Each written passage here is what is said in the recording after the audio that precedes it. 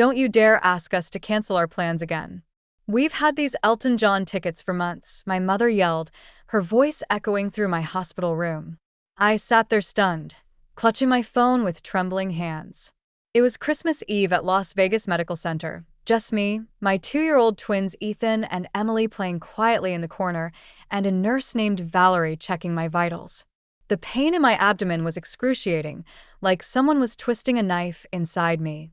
But the look of indifference on my mother's face through the video call hurt even more. My name is Natasha Wilson. I'm 33 years old, and for as long as I can remember, I've been the afterthought in my own family. My younger sister Jessica, the golden child, could do no wrong in my parents' eyes. Meanwhile, I couldn't even get them to watch their only grandchildren while I underwent emergency surgery for complications related to my husband's death 6 months ago. The doctors had found internal bleeding that required immediate attention. But all my parents cared about was their concert tickets and celebrating Christmas Eve with Jessica. When I finally asked for their help after exhausting all other options, my dad's response cut deeper than any surgical tool could. You're becoming a real nuisance and burden, Natasha. We're retired now. We deserve to enjoy our lives without your constant problems. I've been supporting my parents financially since they took early retirement 3 years ago. Every month, without fail, I sent them $2,500 to help with their mortgage and expenses. Even after James died, I did it out of love and duty, believing families should support each other. How foolish I was. As my tears fell silently onto the hospital blanket, Valerie gently squeezed my shoulder. My friend Olivia is a professional nanny who specializes in childhood trauma. Let me call her for you, she offered, her kindness a stark contrast to my parents' callousness. The twins were still too young to understand what was happening. They'd already lost their father to a car accident. Now they might lose me too if the surgery went wrong. The thought terrified me, but not as much as leaving them with people who saw them as burdens. In that moment, with pain shooting through my body and disappointment crushing my heart, I made my decision. Yes, please call her, I told Valerie. And with those words, I began cutting the poisonous ties to the people who had raised me but never truly loved me. As I hung up the phone, a wave of memories washed over me. My childhood had been filled with moments of being overlooked while Jessica received all the attention. When I graduated college with honors, my parents barely acknowledged it because Jessica had been cast in a local commercial that same weekend. When I married James, they complained about the wedding venue being too far from their home. Even when the twins were born, they visited only once, claiming the babies were too fussy for their liking. James had been my rock through it all. He understood the pain of family disappointment, having been estranged from his own father for years. We'll build our own family, he would say, one that knows how to love. And we did, creating a warm home filled with laughter and acceptance. But 6 months ago, a drunk driver stole him away, leaving me to raise our children alone while battling depression and grief. Despite my loss, I continued supporting my parents. I even increased the monthly amount when they mentioned struggling with inflation. I wanted to be better than them, to show that families should stand by each other no matter what. The irony was crushing.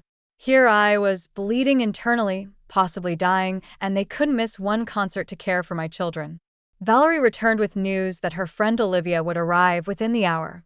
She's amazing with kids, Valerie assured me. She used to work with trauma victims at the Children's Hospital before becoming a private nanny. How much will this cost? I asked, worry creeping into my voice. Medical bills were already piling up since James's insurance coverage had limitations. Don't worry about that now, Valerie said. Let's focus on getting you ready for surgery. But I was worried. I thought about the $2,500 I was scheduled to transfer to my parents next week, money that could now help pay for childcare instead.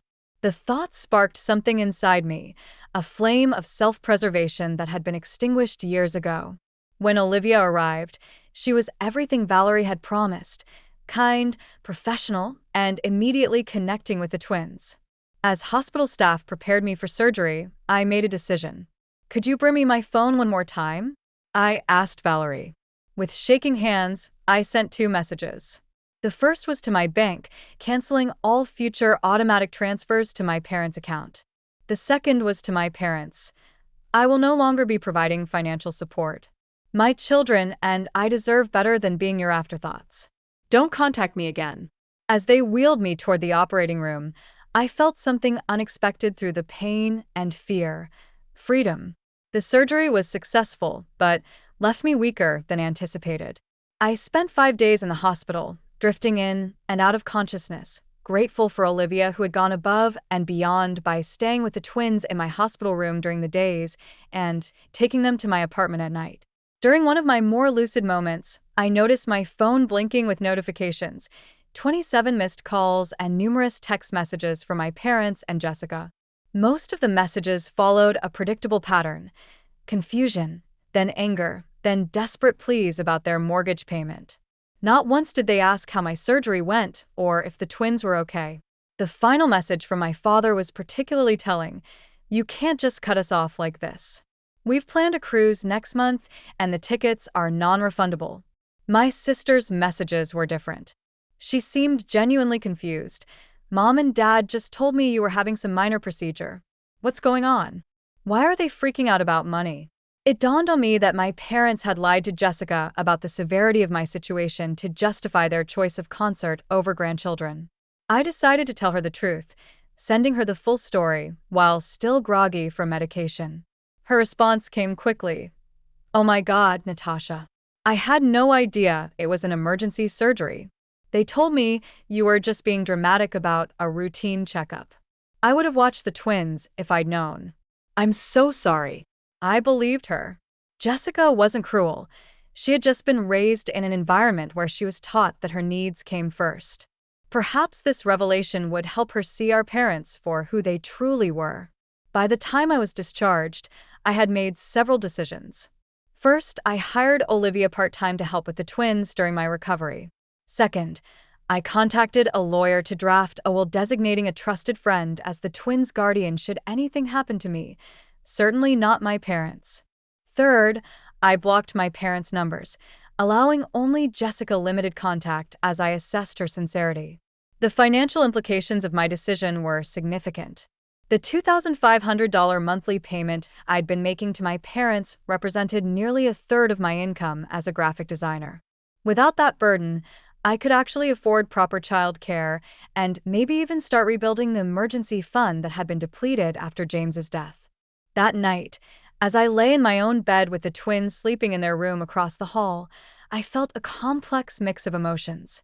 There was guilt, the ingrained feeling that I was somehow wrong for putting myself and my children first. There was fear about managing recovery while caring for two toddlers.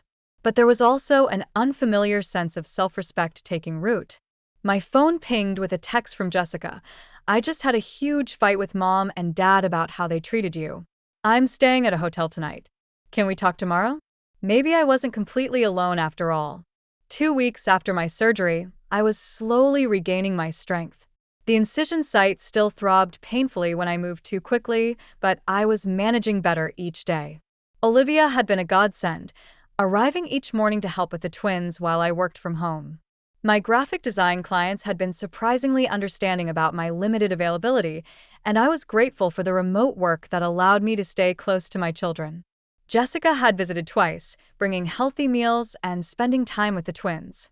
Our conversations were cautious at first, but eventually she opened up about her own experiences with our parents. "They always made it seem like you were choosing to distance yourself from the family," she admitted one evening as we watched the twins play. "I never realized they were pushing you away." I was beginning to see a new side to my sister, one that had been hidden beneath years of our parents' manipulation. While I wasn't ready to completely trust her yet, I appreciated her efforts. Then came the knock at the door I had been half expecting. Through the peephole, I saw my parents standing in the hallway. My mother was clutching her designer purse nervously while my father stood with his arms crossed, familiar impatience etched on his face. I hesitated, heart pounding, before opening the door just enough to speak through the gap. "What do you want?"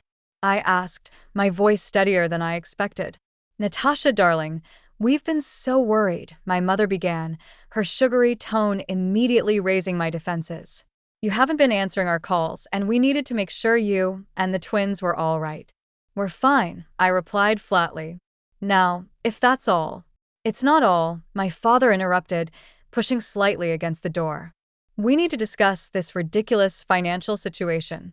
The bank called about our mortgage payment, and we had to dip into our cruise savings to cover it." The audacity was breathtaking. No questions about my recovery, no concern for their grandchildren, just demands about money.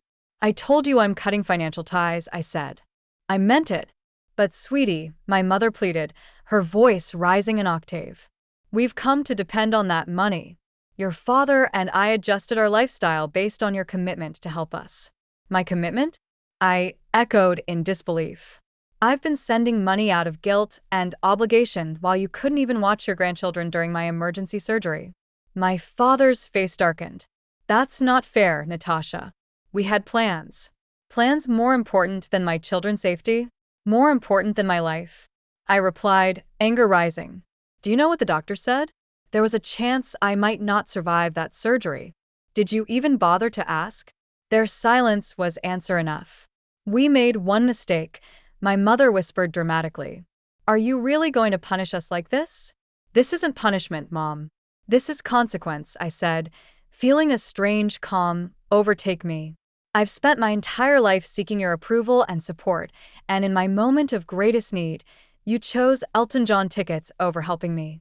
"We're your parents," my father interjected, his tone shifting to demand respect. "And I'm a parent too," I countered. "I would never treat Ethan and Emily the way you've treated me. Never." Just then, Emily toddled into view, clutching her stuffed giraffe. My mother instantly switched tactics. "There's my precious grandbaby," she cooed, bending down. Grandma brought presents. Emily, unfamiliar with these relative strangers, backed away and looked at me with uncertainty in her eyes. "I think you should leave," I said quietly. "When I'm ready to talk, if I'm ever ready, I'll reach out." "But the money," my father started, "is no longer your concern," I finished, gently closing the door. The next morning, my parents returned with reinforcements. My Aunt Patty, my mother's sister, who had always positioned herself as the family peacemaker. "Natasha, honey, let's be reasonable," Aunt Patty pleaded from outside my door, which I had not opened. "Your parents are struggling without your help. They managed their finances for decades before I started helping them," I replied through the door. "They chose early retirement knowing their savings weren't adequate." My mother's voice broke in. "We made those decisions because you promised to help us. We've had to cancel our cruise, and now we might lose the house." Their attempts at manipulation were so transparent now that I'd stepped back from the fog of guilt they'd surrounded me with for years. When had I ever promised lifetime support? I'd offered to help temporarily after their retirement, but somehow that had evolved into an expected permanent arrangement. "Mom, Dad, I'm recovering from major surgery and caring for 2 toddlers. This conversation is over," I said firmly before walking away from the door, ignoring their continued knocking and pleading. Later that day, I received a group email from my father addressed to the entire extended family, detailing how I had abandoned them in their time of need after they had sacrificed everything for me.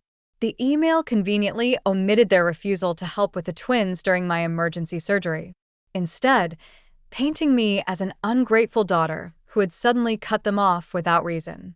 What they hadn't anticipated was the backlash.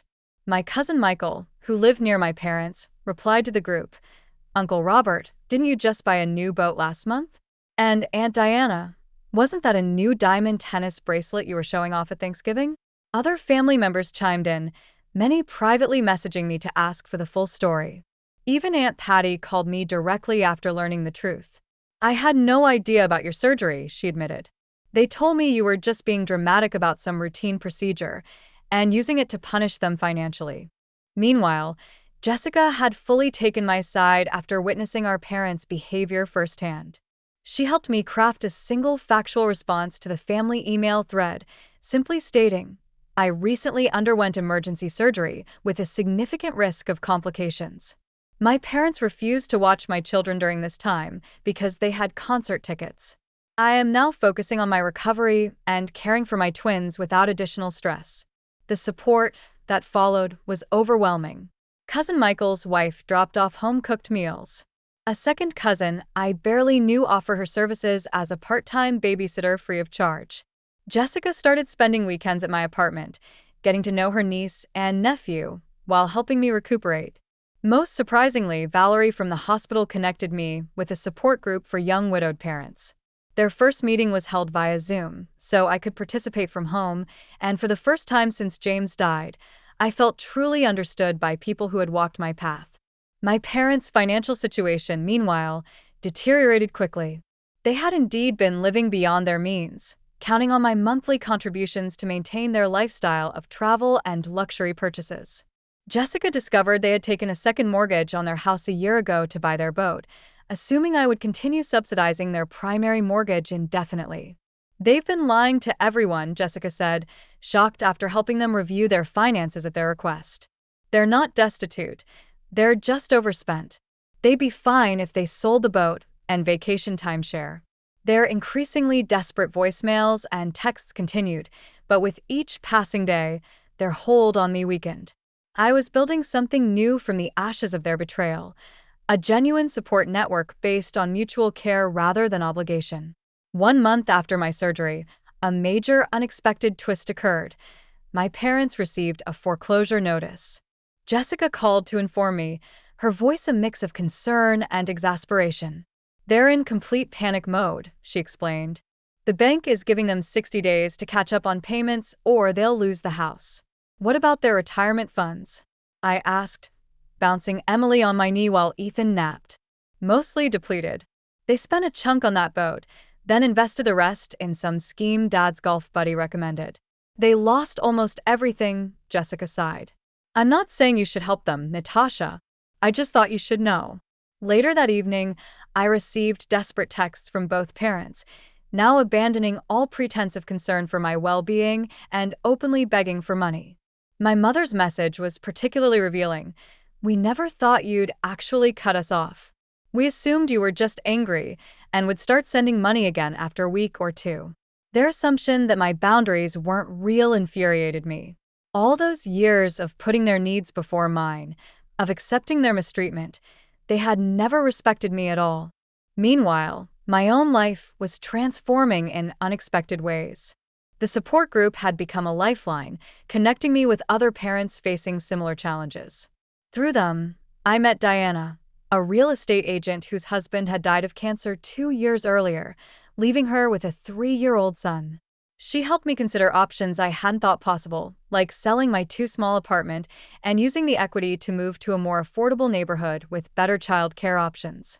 I'd also started a small side business designing memorial websites, inspired by the one I'd created for James. Several members of my support group had commission sites, and word was spreading. For the first time since becoming a widow, I felt a sense of purpose beyond mere survival.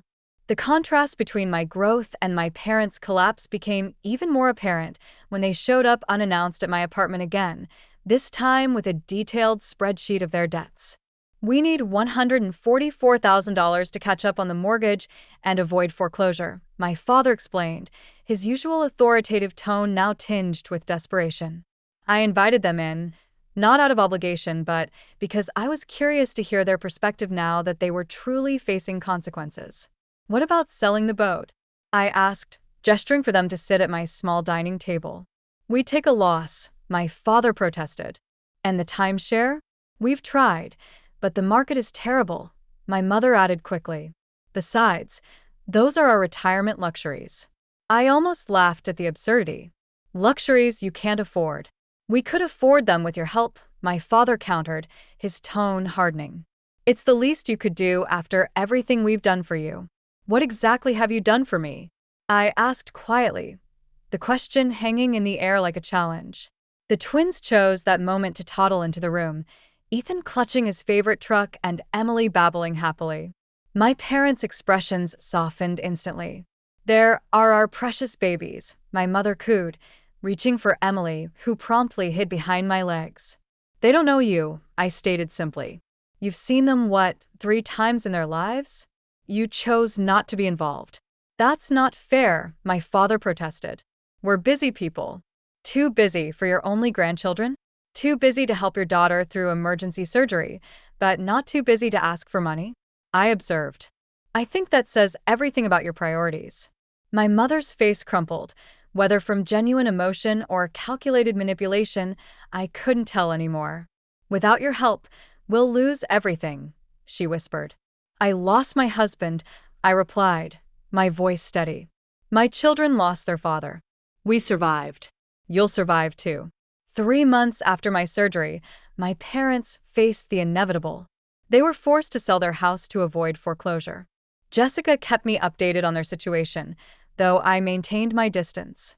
They had managed to find a modest condo, significantly downsizing from their 4,000 square foot lakefront property. My father had reluctantly sold his boat at a loss, and they had finally unloaded the timeshare for a fraction of what they'd paid. They're actually blaming you for their financial problems in front of everyone, Jessica informed me during one of her weekly visits. It's bizarre to watch. They tell anyone who'll listen that you abandoned them after promising lifelong support. Let them talk, I replied, feeling surprisingly unbothered. The truth speaks for itself. And it did. My extended family had largely rallied around me after learning the full story. Even my father's sister, who had always taken his side in family disputes, called to express her support after hearing about their refusal to help during my surgery. Meanwhile, my own situation had improved dramatically. Diana from my support group had helped me find and purchase a small 3-bedroom house in a family-friendly neighborhood. The mortgage payments were actually less than my apartment rent had been, and the twins had a backyard to play in for the first time in their lives. My side business, designing memorial websites, had grown enough that I could reduce my graphic design clients and focus on work that felt meaningful. Olivia still helped with childcare 3 days a week, but I'd adjusted my schedule to maximize time with Ethan and Emily. Most importantly, I'd found a community. Neighbors brought casseroles when we moved in. The support group organized playdates. Jessica had become a genuine sister rather than a competitor for our parents' affection. Even Valerie from the hospital occasionally stopped by with her children. I had lost my husband and cut ties with my parents, yet somehow I felt less alone than ever before. 6 months after my surgery, I received a letter, an actual handwritten letter from my mother. I almost threw it away unopened, but curiosity won out. Inside was something I'd never seen before, a genuine apology. I've had time to reflect on my behavior, she wrote. Watching you build a life without our help has forced me to confront some painful truths about myself as a mother. I was jealous of your independence, your resilience. I resented that you didn't seem to need me the way I needed my own mother. But now I see that you did need me, just not in the ways I wanted to be needed. When you asked us to care for the twins during your surgery, you were reaching out, and we failed you completely. I'm deeply sorry. The letter continued, explaining how they had completely restructured their finances. My father had taken a part-time job at a local hardware store. They had sold most of their luxury items and were living modestly for the first time in decades. She didn't ask for money or even forgiveness, just acknowledgement of her apology. I showed the letter to Jessica, who was skeptical. They've been talking about writing to you for weeks. Dad was against it at first, but I think he's starting to see things differently too, especially after his heart scare last month. Heart scare? I asked, concerned despite myself. Just high blood pressure and chest pains, but it scared him. He's on medication now and actually following doctor's orders, Jessica explained. I think facing mortality has humbled him a bit. I wasn't ready to respond to the letter immediately. I needed time to process my feelings. Was this genuine remorse or another manipulation tactic? Had they truly changed, or were they simply adapting their strategy? That night, I looked at old family photos for the first time since cutting ties. Behind the smiling faces, I saw patterns I'd been blind to before. My parents had always been performers, playing the role of perfect parents while serving their own needs first. A year after my surgery, I finally agreed to meet my parents at a neutral location, a quiet cafe near my new home. When they arrived, I barely recognized them. My father seemed smaller somehow, his confident posture replaced by a humbler demeanor. My mother's designer clothes had been exchanged for simple, practical attire. The twins were with Jessica for the afternoon. I wasn't ready for a family reunion just yet. We sat in awkward silence until my father did something unprecedented. He cried. "I've been a terrible father," he admitted, his voice breaking. "And an even worse grandfather. I don't expect your forgiveness, but I want you to know that I see it now. How selfish we've been." My mother reached across the table, not quite touching my hand, but gesturing toward it. "We've spent months in family therapy," she explained. "It was Jessica's idea, and we resisted at first, but it's been transformative. I didn't rush to forgive them or make promises I couldn't keep. Instead, I shared pictures of the twins and told them about our new life. They listened without interrupting, without making it about themselves, perhaps for the first time ever." As we parted, my father asked quietly, "Would it be possible someday to know our grandchildren?" I considered this carefully before answering. "That depends on your actions, not your words. If you're genuinely committed to change, we can start with short supervised visits. But understand this, my children will only have relationships with people who respect their mother." Walking away from that meeting, I felt neither the crushing weight of obligation nor the burning resentment that had defined our relationship for so long. Instead, I felt something new, the calm assurance of a woman who knew her worth, who had created boundaries and would enforce them without apology. Whether my parents could truly change remained to be seen, but I had already transformed, from a daughter desperate for approval into a mother fierce in her protection and clear in her expectations.